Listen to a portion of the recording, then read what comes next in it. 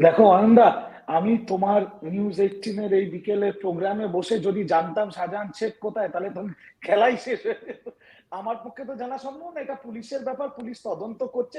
কিন্তু একটা কথা বলি, সেইখানেই শাহজাহান তো শেখ বলছি, মানে পুলিশের ব্যর্থতা অয়নদা স্বীকার অয়নদা করছো তো? অয়নদা অয়নদা না, একদমই না। স্বয়ং ডিজিপি গতকাল সংবাদ মাধ্যমের সামনে বলেছেন, যারা যারা আইন ভেঙেছে, আইন হাতে তুলে নিয়েছে, তাদের বিরুদ্ধে কঠোর থেকে কঠোরতম ব্যবস্থা নেওয়া হবে।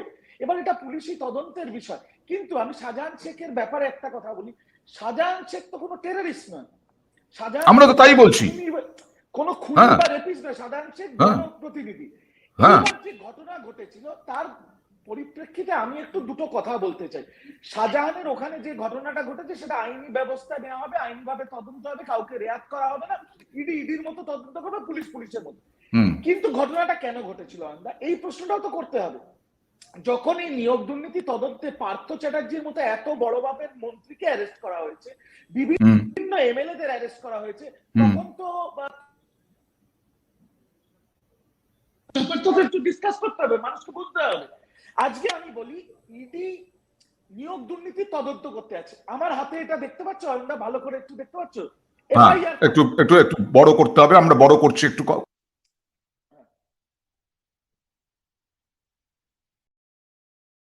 এফআইআর কপিটা অয়নদা, এই এফআইআর কপিটা হচ্ছে ইডির সেই অ্যাসিস্ট্যান্ট ডিরেক্টর মিস্টার রাজকুমার রাম, যার মাথা ফেটেছিল শাহজাহানের তদন্তে গিয়ে।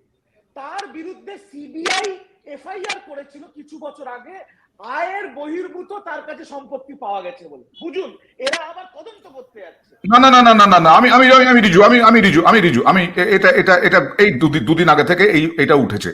গ্রামবাসীরা কি জানতেন নাকি যে তিনি সিবিআই এর তদন্তে অভিযুক্ত রয়েছেন? তাই কি হামলা চালিয়েছেন? আর হামলা চালাতে পারেন? একদমই না, একদমই পারে না, একদমই পারে না। যেটা করেছে ভুল হয়েছে, ভুল জিনিস হয়েছে। কিন্তু এবার আরেকটা জিনিস বলি, যে কথাটা দিয়ে শুরু করলাম অয়নদা, যে কেন এখানে ঘটনাটা ঘটলো।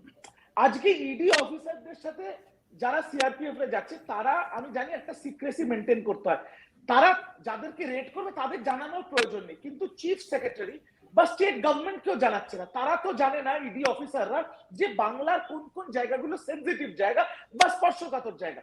আর last but not the least, যদি সিআরপিএফ জওয়ান যারা আছে, যারা ভিন্ন রাজ্য থেকে আসছে, তারা একটা সেনসিটিভ জায়গায় গিয়ে যেখানে রেড করতে যাক বা যাই যাক, সেখানে জনপ্রতিনিধির বিরুদ্ধে রেড করতে গিয়ে যদি বন্দুকের নল উঁচিয়ে হিন্দু মুসলিম কমিউনাল কথা বলে, মা বোনেদের গালাগাল দেয়, তাহলে একটা জনরোষ তৈরি হবে।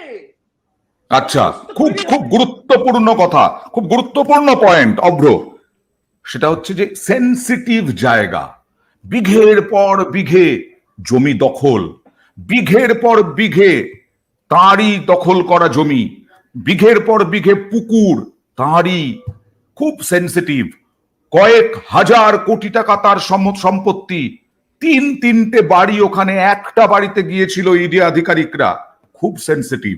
সেনসিটিভ জায়গায় যাওয়ার আগে ইডি সিবিআই কে ভাবতে হবে, কেন্দ্রীয় সরকারের গোয়েন্দা দপ্তরের সঙ্গে কথা বলতে হবে, আর রাজ্য সরকারের সঙ্গে কথা বলা উচিত।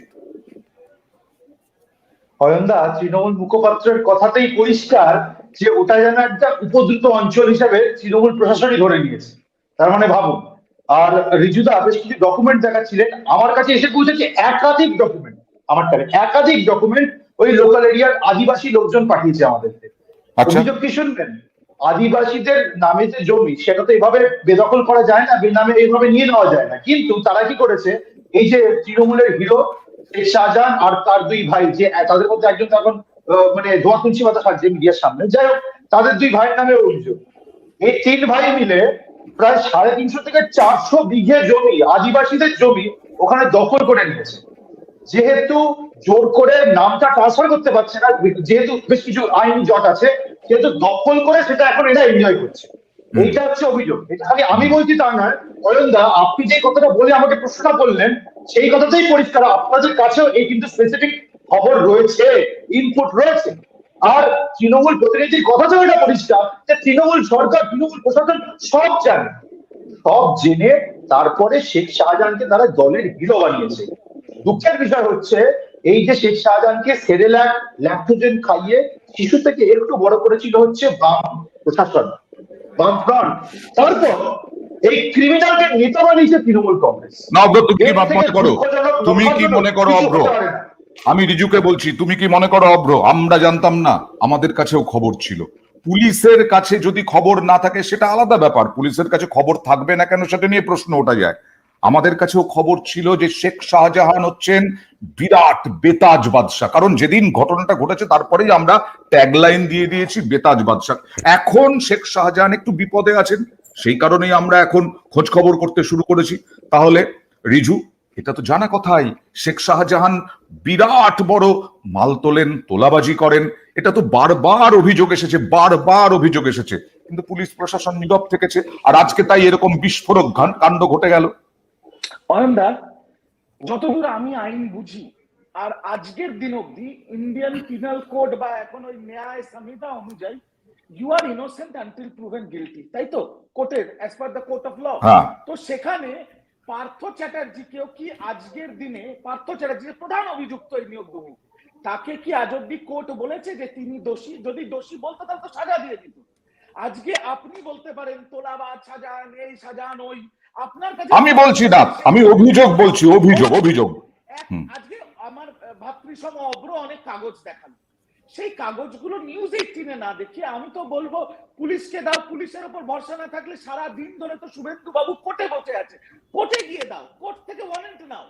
আমরা তো নিউজ 18-এ বসে এর বিচার করবো না। আমার কথা হচ্ছে বিজেপির কাছে শেখ শাহজাহান গুন্ডা তোলাবাজ হতে পারে, কি ওখানের মানুষের কাছে শেখ শাহজাহান মসিহা। এবার সেটা যার যার ভঙ্গি, মানে দেখার ব্যাপার। আমার একটা কথা, এই যে অপরাধটা খুব ভালো কথা বললো যে সেরিল্যাক খাইয়ে ওকে নাকি বড় করেছিল বামফ্রন্ট, তারপর তৃণমূল ওকে নেতা করেছে। তো আমি তো সেই কথাই বলছি যে যদি শাহজাহান খারাপ হয় তাহলে সেরিল্যাক থেকে আরম্ভ করে মোসাম্বি জুস থেকে পান্তা ভাত খাইয়ে বড় করেছিলাম আমরা কেউটে সাপ নামক শুভেন্দু অধিকারীকে। তারপর আমরা তাকে পরিত্যাগ করি, তারপর তাকে বস বানিয়ে, নেতা বানিয়ে, মহারাজ বানিয়ে, বিরোধী দলনেতা বানিয়ে মাথায় বসিয়েছে বিজেপি। একটা অভিযুক্ত চোর যাকে টিভির পর্দায় টাকা নিতে দেখা গেছিল আর সেই ভিডিও প্রকাশ করেছিল বিজেপি। আমার তো খারাপ লাগে অব্রর মতো যাদবপুর থেকে পড়া ছেলে যখন শুভেন্দুর কাছে যায় কি বলে, শুভেন্দুর মতো লোককে যে এটা পুরো ঘুরে গেল, বিষয়টা পুরো ঘুরে যাচ্ছে। সুতপা সরকার, আমি আসছি, সুতপা সরকার একজন দর্শক, এটা সত্যি আমি অবাক হয়ে গেলাম। আমরাও কোথাও এই ইনপুটটা পাইনি, যেটা রিজু প্রথমেই বললেন যে ওখানে নাকি কেন্দ্রীয় বাহিনীর জওয়ানরা বন্দুক উঁচিয়ে মহিলাদেরকে গালাগাল দিয়েছে। তো এইটা উনি প্রশ্ন করছেন যে রিজু কি ওখানে ছিল, মহিলাদের গালিগালাজ করতে নিশ্চয়ই শুনেছে, তবে তার ফুটেজ কই? যাই হোক, আমি পরে আসছি।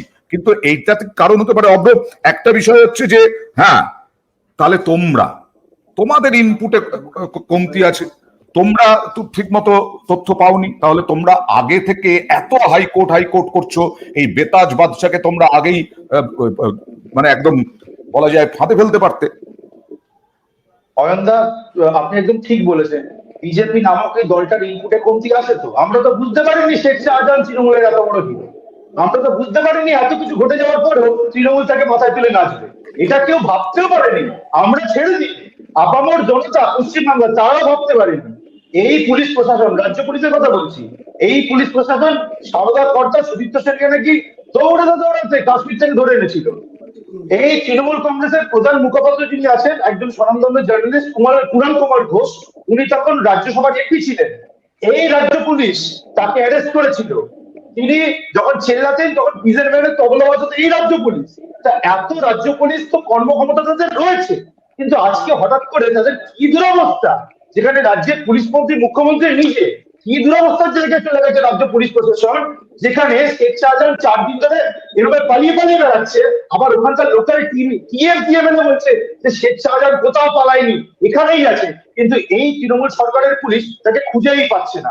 গভর্নর সাহেব ডাকছে ডিজিকে, দেখে বলছে ধরো এই তোমাদের হিরোকে ধরো, কিন্তু সে এত বড় হিরো, এত বড় ভগবান, তৃণমূল প্রশাসন তাকে ধরতেই পারছে না।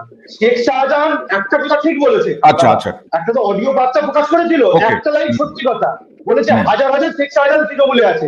সত্যি তৃণমূল কংগ্রেসটা এখন এমন ব্রেনে পরিণত হয়ে গেছে, হাজার হাজার শেখ শাহজাহানের মতো ক্রিমিনাল নেতাই তৃণমূল চালাচ্ছে। আমি আসছি, তাপসদা কি আমার কথা শুনতে পাচ্ছেন? আপনার অডিওটা একটু পেলেই হতো। অডিও কি পাওয়া যাবে তাপসদার, তাপস সিনহা? তাপসদা আপনি শুনতে পাচ্ছেন? না, তাপসদার কোনো অডিও আমি পাচ্ছি না, কিন্তু তাপসদার সঙ্গে কিছুতেই আমি কন্ট্যাক্ট করতে পারছি না, নেটওয়ার্কের প্রবলেম আছে। যেটা অব্র কিছুক্ষণ আগে বলতে শুরু করেছিলেন, আজকেও শুভেন্দু অধিকারী বলেছেন, হ্যাঁ এই মীনাক্ষী মুখোপাধ্যায়দের ইনসাফ যাত্রা করে লাভ নেই। আজকে খুব দরকার ছিল তাপসদাকে। ইনসাফ যাত্রা করে লাভ নেই, মীনাক্ষী মুখোপাধ্যায়ের বাপ জ্যাঠারাই এই শওকত মোল্লা, বেতাজ বাদশাহ, শাহজাহান এদের একেবারে তৈরি করেছেন, শিকড়টাকে তৈরি করেছেন। কি বলেছেন শুভেন্দু অধিকারী একবার দেখাই। আজকে দেগঙ্গায় দাঁড়িয়ে বিরোধী দলনেতা শুভেন্দু অধিকারী একেবারে সিপিআইএম কে হঠাৎ করে আক্রমণ করে বসলেন। যে সিপিআইএম কে বলেছিলেন ভোটের সময় আসুন একসাথে লড়বো, দেখুন।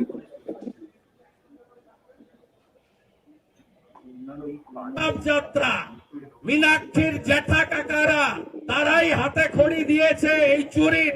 মুর্তাজা হোসেন দেগঙ্গার ফরওয়ার্ড ব্লকে, তিনি বাকিপুরের সৃষ্টিকর্তা। শাহজাহান শেখ তার গুরুদেবের নাম মুসলিম শেখ, যিনি লাল ঝান্ডা কারে ফুকার ইনকালাব জিন্দাবাদ করতেন।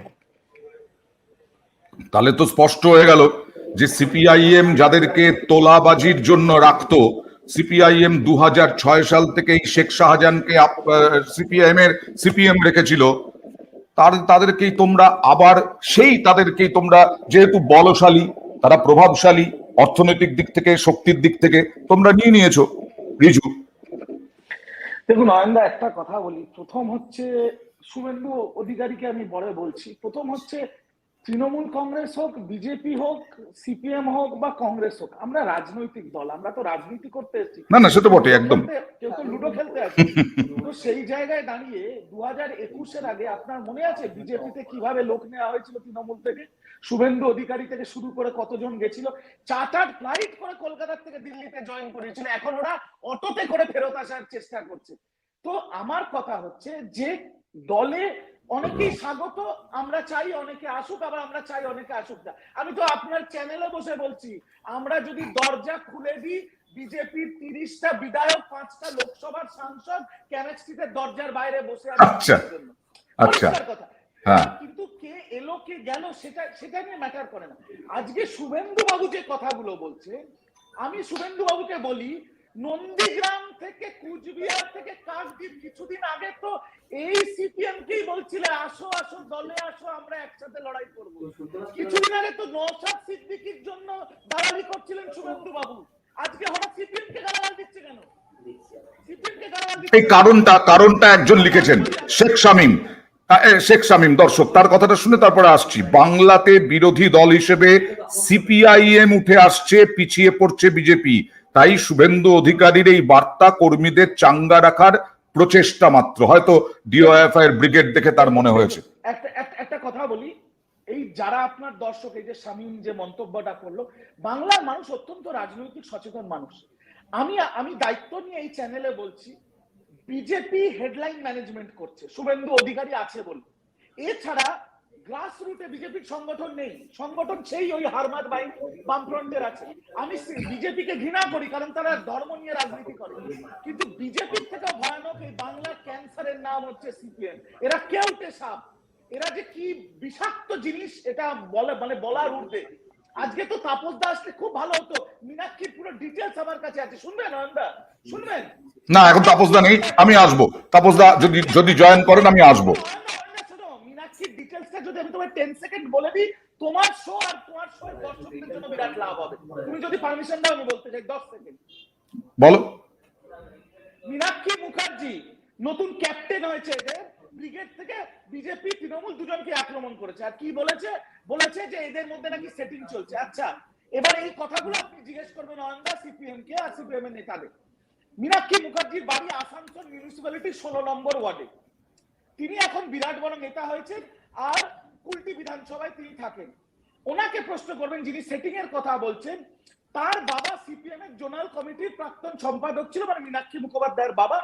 কিন্তু ওনার এক কাকা ফরওয়ার্ড ব্লক, আরেক কাকা ও কাকার ছেলে বিজেপি করে। আর অদ্ভুতভাবে তার আরেকজন কাকা আমাদের তৃণমূল কংগ্রেসের 14 বছরের প্রাক্তন ব্লক সভাপতি, আর সেই কাকার মেয়ে আমাদের বর্তমানের কাউন্সিলর। এটা কোন সেটিং ভাই? ওকে ওকে ওকে ওকে, আমি এখানে মীনাক্ষী নেই, এখানে তাপসদাও নেই, আসতে পারছেন না নেটওয়ার্কের প্রবলেমের জন্য। কিন্তু এরকম এটাও নয়, তোমাকে অ্যালাউ করলাম ঠিকই, কিন্তু এটাও ঠিক নয় মীনাক্ষী একজন মানে ব্যক্তিগত, তার ব্যক্তিগত অস্তিত্ব তো আছে। মীনাক্ষী মুখোপাধ্যায়ের কাকা কি করলেন, জেঠু কি করলেন, তার দাদা কি করলেন, তার বাবা কি করলেন, তাতে যায় আসে না। মীনাক্ষী মুখোপাধ্যায়ের স্বাধীনতা আছে, সম্পূর্ণ অধিকার আছে তিনি কোন দল করবেন, কোন আদর্শে বিশ্বাস করেন। যাই হোক, এটা সমস্যা নয়। আমি অভ্র আবার বলছি, আবার নিয়ে আসছি, মীনাক্ষী মুখোপাধ্যায় প্রসঙ্গ নয়, সিপিআইএম প্রসঙ্গ নয়, প্রসঙ্গ একটাই, পুলিশ কেন এখনো ধরতে পারছে না শেখ শাহজাহানকে? হ্যাঁ, এটা অত্যন্ত দুঃখজনক ঘটনা এবং আমরা বিভিন্ন প্রেক্ষাপটে বিভিন্ন সময় দেখেছি মাননীয় মুখ্যমন্ত্রী কি করেন, উনি বিকেলবেলা এসে প্রেস কনফারেন্স করেন, রেগুলার যা যা প্রেসের প্রশ্ন সেগুলোর উত্তর দেন এবং জনসাধারণকে অ্যাড্রেস করেন। এটা কিন্তু আমরা দেখেছি, বহুবার দেখেছি, মাঝে মাঝেই এটা হয়। কিন্তু আজকের দিনে দাঁড়িয়ে আমরা যা দেখতে পাচ্ছি যে গণতন্ত্রের চতুর্থ স্তম্ভও কিন্তু এভাবে আক্রান্ত। আপনাদের মিডিয়া হাউসের রিপোর্টারকেও কিন্তু ওখানে ফেলে মারা হয়েছে, আপনাদেরও গাড়ি ভাঙা হয়েছে, খালি আপনারা নয়, আরো অনেকগুলো মিডিয়া হাউসের লোকজনদের মারা হয়েছে, গাড়ি ভাঙা হয়েছে। এই ছিল পরিস্থিতি। সেখানে দাঁড়িয়ে মিডিয়া মার খেয়েছে, ছেড়ে দিন, ধরে ধরে পিটিয়েছে, সিআরপিএফ কে ধরে ধরে পিটিয়েছে, সেটাও ছেড়ে দিন, ইডি অফিসারদের ধরে ধরে পিটিয়ে মাথা ফাটিয়ে দিয়েছে, এটাও ছেড়ে দিলাম, সবই একে করে ছেড়ে দিচ্ছি। এত কিছু ছেড়ে দেওয়ার পরে এই শেখ শাহজাহান নামক তৃণমূলের মহান নেতা সে তারপর ওখান থেকে পালিয়ে গেল। এটা মনে রাখতে হবে, যখন ইডি রেড করতে গেছিল, ইডি কিন্তু প্রেস রিলিজ করে বলে দিয়েছে টাওয়ার লোকেশন থেকে দেখা যাচ্ছে ওই শেখ শাহজাহান নামক ছুঁচোটা তখন বাড়ির গর্তের ভেতর ঢুকিয়েছিল, তখন কোথাও পালিয়ে যায়নি। কিন্তু তারপরে সে গেলটা কোথায়? তার মানে রাজ্য প্রশাসন পুরোপুরি আইদার ফেলিয়ার বা একে পুরো সেফগার্ড করে ওখান থেকে বের করেছে। কারণ ওখানকার লোকাল তৃণমূলের লিডারশিপ যখন ওখানে টিএমসি এমএলএ বলে দিচ্ছে শেখ শাহজাহান এখানেই আছে, উনি ঘুরে বেড়াচ্ছেন, তাহলে তৃণমূলের সংগঠন তো পুরোপুরি তাকে সাপোর্ট করছে, প্রশাসনও পুরোপুরি সাপোর্ট করছে। এছাড়া তো আর কোনো লজিক্যাল কনক্লুশন হয় না অয়নদা। এই যদি পরিস্থিতি হয় তাহলে কি আমরা বলতে পারি না পুরোপুরি কনস্টিটিউশনাল মেশিনারি ভেঙে গেছে? আজকে রিজুদা অত্যন্ত শিক্ষিত একজন ভদ্রলোক, আজকে দুঃখের বিষয় হচ্ছে এই শেখ শাহজাহানের মতো একজন মার্কাবাড়া ক্রিমিনালকে রিজুদার মতো ভদ্রলোকদের কিন্তু বসে বসে একদম সাপোর্ট করে দিতে হচ্ছে মিডিয়াতে। এটা হচ্ছে তৃণমূলের না, এইটা একটা বিষয় যে ইডি আধিকারিকরা, ইডি পর্যন্ত অভিযোগ করেছে যে পুলিশ যে এফআইআর করেছে সেই এফআইআর এ কোথাও খুনের চেষ্টার অভিযোগ বা এই ধরনের কোন রকম এর কাছাকাছি কোন রকম ধারা দেওয়া হয়নি। আজকে আমি বলছি শেখ শাহজাহান তাহলে পালিয়ে আছেন কেন, লুকিয়ে আছেন কেন? যদি কোনো অপরাধ না করে থাকেন, যদি তার কোন রকম কোনো ফল্ট না থাকে, রিজু, ও যদি ভগবান হতো, ও যদি রয়্যাল বেঙ্গল টাইগার হতো, তাহলে তো পালিয়ে পালিয়ে বেড়াতো না। রয়্যাল বেঙ্গল টাইগার তো সাহস হবে, ও ছুঁচোর মতো লুকিয়ে পড়েছে কেন? না না, ও ও ও ছুঁচো হতেই পারে, আমি সেটা বলছি না, ও ছুঁচো না, কিন্তু ও অন্তত ধেড়েই দূর না যে নিজের পিঠ বাঁচানোর জন্য স্বরাষ্ট্রমন্ত্রীর পা ধরে তা বিজেপিতে চলে যাবে। Anyways, that is a different perspective altogether. আমি বলতে চাইছি একটাই কথা, দেখুন, শেখ শাহজাহান তৃণমূলের নেতা এবং ওই অঞ্চলের জনপ্রতিনিধি। সে যদি আইন হাতে তুলে নেয়, সে যদি ভুল করে থাকে, আইন আইনিভাবে ব্যবস্থা নেবে এবং ডিজিপি সেটা নিয়ে মন্তব্য করেছেন। কিন্তু আমার প্রশ্ন হচ্ছে অয়নদা, যেটা বৃহত্তর প্রশ্ন, যে বিভিন্ন তদন্ত তো হচ্ছে বাংলায়, কখনো গরু, কখনো কয়লা, কখনো পার্টি, কখনো নিয়োগ দুর্নীতি, অনেক মন্ত্রীরা বহু বছর ধরে জেলে আছে। আমাকে একটা দর্শকদের কাছে প্রশ্ন, একজনেরও সাজা হয়েছে? ইডি বা সিবিআই একটা জিনিসও কোর্টে প্রমাণ করতে পেরেছে? 2 বছর ধরে বাংলায় এই সার্কাস চলছে। আচ্ছা, এবার তোমার সুবিধের জন্যই একটু খবরটা দিয়ে দিই। আজকে তদন্ত শেষ, এসএসসি মামলার তদন্ত শেষ, রিপোর্ট পুরোপুরি হাইকোর্টে জমা দিয়ে দিয়েছে সিবিআই এবং আগামী 15ই জানুয়ারি থেকে শুনানি শুরু হবে। সুতরাং একজনও প্রমাণ করতে পারছে কিনা, পার্থ চট্টোপাধ্যায় দোষী কিনা, সবটা হয়ে যাবে আর কয়েকদিনের মধ্যে, আমরা আশা করি। এবার তোমাকে একটা কথা বলে দিই, এবার এই যে শুনানি শুরু হবে না, হিয়ারিং এ যদি কাস্টাডি হিয়ারিং না হয়, তাহলে এই সবকটা তদন্ত যেটা আছে এগুলো ফিনান্সিয়াল ক্রাইম। এবার ফিনান্সিয়াল ক্রাইমে পার্থ চ্যাটার্জির থেকে আরম্ভ করে যতজন অ্যারেস্ট করেছে ইডি, আগামী দিনে সবাই বেল পাবে। আর এই হিয়ারিং শেষ হয়ে যখন সাজা বা মুকুব হবে, ততদিন অয়নদা আমিও থাকবো না, তুমিও থাকবে না, অবরও থাকবো না। এটা হচ্ছে আসল কথা। আমরা এই টিভিতে বসে খাপ পঞ্চায়েত করে যাবো আর তৃণমূল বিজেপি করে যাবো, হওয়ার নেই কিছুই। তুমি দেখতে থাকো, কারণ এই জুডিশিয়াল সিস্টেমে বিচারপতিরা বিচার ছেড়ে দিয়ে, তাতে তো বিজেপির কিছু করার নেই। না না, আমি তো বিজেপিকে বলছি না, আমি হ্যাঁ। বলছি এত দুরবস্থা যে হ্যাঁ। আজকের দিনে বিচারপতিরা, মহামান্য বিচারপতিরা বিচার করার জায়গায় চেয়ারে বসে না থেকে রাস্তায় এসে রাজনৈতিক ভাষণ দিচ্ছে। এই তো অবস্থা বিচার ব্যবস্থা। এই তো বারবার এইটা নিয়ে অভ্র বারবার অভিযোগ করেন তৃণমূল কংগ্রেসের মুখপাত্ররা যে এই বিচারপতিরা এখন রাজনৈতিক দলের নেতা হয়ে গেলেই ভালো হয়, বিজেপিতে জয়েন করলেই ভালো হয়। আমি তো বিচারপতি অভিজিৎ গঙ্গোপাধ্যায়কে তোমার চ্যানেলের মাধ্যমে একদম। অনুরোধ করব যে স্যার আপনি যেভাবে এগিয়ে যাচ্ছেন, যা মন্তব্য করছেন, আপনি দয়া করে বিচারপতির চেয়ারটা ছেড়ে একটা অফিসিয়াল ঝান্ডা ধরে নিন, আর দরকার পড়লে ডায়মন্ড হারবার অভিষেক ব্যানার্জির বিরুদ্ধে লোকসভায় নেমে যান। এই ঠিক কুণাল ঘোষ বলেছিলেন এই একদিন আগে। হ্যাঁ অভ্র না ঠিক আছে, তৃণমূলই যা কালচার সেই অনুযায়ী কালচারের সঙ্গে মানানসই কথা হয়েছে রিজুদার। এটা খালি এইটুকু কেন, তৃণমূল তো মহামান্য বিচারপতিদের বাড়ির সামনে গিয়ে পোস্টারও ফেলে, আবার তার ঘরের বাইরে মারপিটও করে, ধাক্কাধাক্কিও করে। এটা তৃণমূলই কালচার। তো তৃণমূলই কালচার নিয়ে আলাদা করে বলার কিছু নেই। আমি জুডিশিয়ারিকে এই ধরনের আক্রমণকে তীব্র ধিক্কার জানাচ্ছি, কিন্তু বিষয়টা হচ্ছে জুডিশিয়ারিকে আক্রমণ করে, কাউকে ব্যক্তিগত আক্রমণ করে, আমাদের জুডিশিয়াল সিস্টেমের ব্যাপারে বিভিন্ন রকম খুঁতের ব্যাপারে কথা বলে এইটাকে কিন্তু ডাউনপ্লে করা যাবে না। এরা মহান লেভেলের দুর্নীতি করেছে। মহান লেভেল কেন বলছি, তৃণমূলের নজরে এটা তো হিরো, এটা মহান, এটা ভগবান, এদেরকে এখনো প্রোটেক্ট করে। আমি তর্কের খাতিরে যদি ধরি ফাইন্যান্সিয়াল ক্রাইম, তাহলে তৃণমূল প্রতিনিধির কথায় এটাই পরিষ্কার হচ্ছে যে ফাইন্যান্সিয়াল ক্রাইম করাটা কোনো ব্যাপারই না। 2,500 কোটি টাকা একদম জালিয়াতি করে, চুরি করে, সাইফন। একদম। আমি একটা যোগ করি, এটা যুক্তি হতে পারে? আমি আসছি, আমি তোমাকে দিয়ে শেষ করবো রিজু, তবে তার আগে অভ্র কি হবে? গ্রেফতার হয়ে যাবেন, হয়তো গ্রেফতার হয়ে যাবেন, কারণ গতকালই ডিজিপি একদম পরিষ্কার বলে দিয়েছেন কারো সবার বিরুদ্ধে ব্যবস্থা নেওয়া হবে যারা এরকম আইন ভেঙেছে। তারপরে ইডি তো আর হাতে পাবে না, কারণ রাজ্য পুলিশই নাকি প্রচুর মামলা দিয়ে রেখেছে যাতে রাজ্যের হাতেই থাকেন বেতাজ বাদশা। তাহলে তো হয়ে গেল। আপনার কথাতেই পরিষ্কার, রাজ্য পুলিশ, রাজ্য প্রশাসন, তৃণমূল কংগ্রেস একদম ঢাল হয়ে দাঁড়িয়ে গেছে সব ক্রিমিনালদের সামনে। এটা তো পরিষ্কার হয়ে যাচ্ছে। এর আগে অনুব্রত মন্ডলের ক্ষেত্রে আমরা দেখেছি, এক তৃণমূলের নেতা গিয়ে হঠাৎ করে তার নামে এফআইআর করে দিলেন। একটা পুরোনো দিনের কবে কি ঘটেছিল ঠাকুমার গল্প, সেই করে যাতে দিল্লিতে তিহার জেলে নিয়ে না যাওয়া যায়। এটা হয়েছিল তো আমাদের রাজ্যে। আবার এরকম একটা নিদর্শন দেখবো। কিন্তু একটা জিনিস মানতে হবে, এই ধরনের ক্রিমিনাল শেখ শাহজাহানকে যে তৃণমূল কংগ্রেস, যে রাজ্য প্রশাসন যে প্রোটেক্ট করার চেষ্টা করছে, তাদেরকে কিন্তু আপামর জনতার মস্তক থেকে সরিয়ে দিতে হবে, তাছাড়া নিস্তার নেই। আপামর জনতা মসনদ থেকে সরিয়ে দিতে হবে। সেই সরানোটা সত্যি সম্ভব কিনা এখনো ডাউট আছে রাজনৈতিক বিশ্লেষকদের মধ্যেই, 99% মধ্যে, কারণ তোমাদের সংগঠন তোমাদের এই সবের বিষয় রয়েছে তার মধ্যে। রিজু, কোন রকম ব্যাকফুটে যাওয়ার বিষয় আছে। শেখ শাহজাহানের মতো এই ধরনের লোক, অনুব্রত মন্ডলের মতো যে সব সামনে আসছে যে সমস্ত তথ্য, পার্থ চট্টোপাধ্যায়ের মতো, এই যে 2021 সাল থেকে টানা বালু শঙ্করাঢ্য। তো দেখুন, আমাদের তৃণমূল কোন রকম দুর্নীতি বরদাস্ত করে না। তৃণমূলের জিরো টলারেন্স আছে, যে দোষ করবে সে জেলে যাবে। কিন্তু অভ্র যখন জুডিশিয়ারি নিয়ে কথা বলে, তাহলে অভ্রর মনে থাকা উচিত, দুদিন আগে সুপ্রিম কোর্ট বলেছিল যে রেপিস্ট, আমি বলিনি, তুমি বলেছো।